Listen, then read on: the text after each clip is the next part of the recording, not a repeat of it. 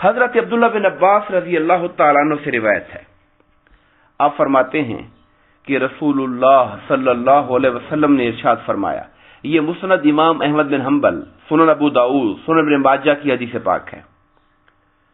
میرے آقا نے فرمایا کہ جو شخص اپنے لیے استغفار کو لازم کر لیتا ہے، یعنی استغفار کرنے کو زندگی کا حصہ بنا لیتا ہے، ہر روز اس کی تسبیح کرتا ہے،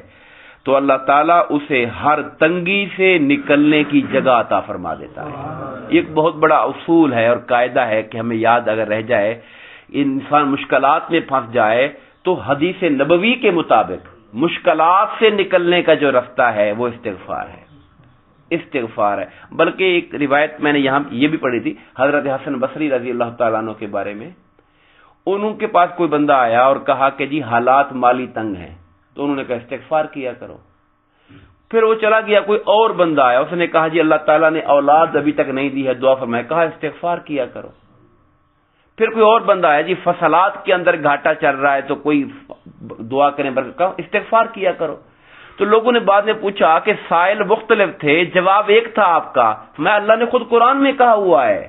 کہ جو خدا کی بارگاہ میں استغفار کرتے، میں وہ آیت کریمہ کل آپ کو کوٹ کروں گا انشاءاللہ، جس کے اندر مفہوم جس کا یہ ہے آیت کریمہ کا کہ جو استغفار کرتا ہے اللہ تبارک و تعالی اس کی طاقت کو بڑھا دیتا ہے، اس کو اولاد عطا فرما دیتا ہے، اس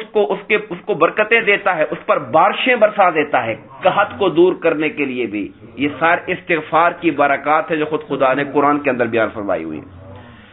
فرمایا کہ جو استغفار کو لازم کر لیتا ہے اللہ تعالیٰ ہر تنگی سے نکلنے کی جگہ مہیا کرتا ہے اور ہر فکر سے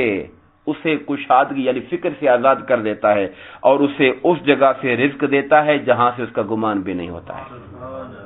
یہ حدیث پاک جو ہے یہ قرآنی آیات کے مفہوم کو بیان کر رہی ہے، مختلف جگہ پر قرآن میں یہ باتیں آئی ہوئی ہیں۔